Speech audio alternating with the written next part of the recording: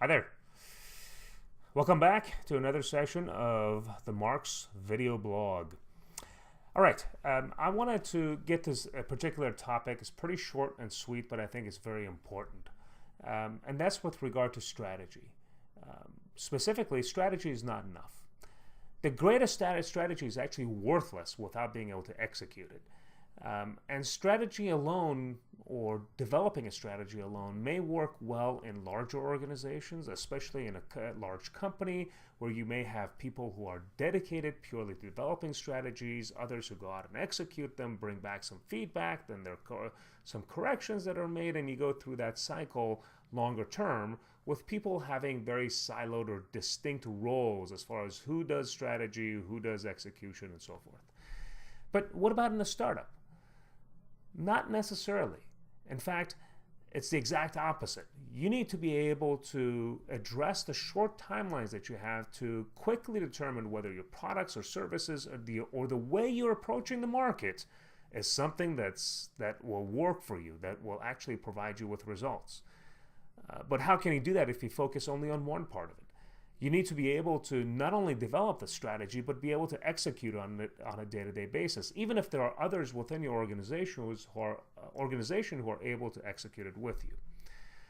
So it becomes a question of digging in, and if you would, for every process that you're defining, every particular strategy, or how you're approaching sales channels, whatever the case may be, to actually practice what plans you've put into play.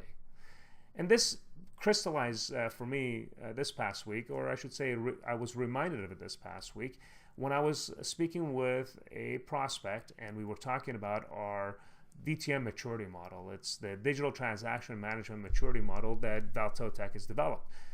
The idea is, generally speaking, is essentially you go in a company from various levels of maturity as far as how you're approaching change management, how you're deploying technologies, and how that gets ingrained into your culture. And that's represented by certain activities or behaviors that you have within your organization. So that shows different maturity levels, and based on that, you may decide if you want to go from one level to the next, what steps you need to take. The idea here, though, was that we've developed that model. We've developed some templates and some process around what that model looks like and how a company can go from one level to the next. But as I was talking through it and we started actually practicing it, talking about, all right, so what would your training look like? What are some of the steps that you can take in order to prepare your staff to be able to provide their tier 1 support? Here are some templates that we can use, and actually beginning to fill out and talk about how those will be deployed. We wouldn't have known about some of the holes that we discovered. So not only were we able to, as a result of that, make a quick change for that particular customer, but we were also able to take that back and quickly also update our templates and process so that we better understood on how we're going to approach this for future customers.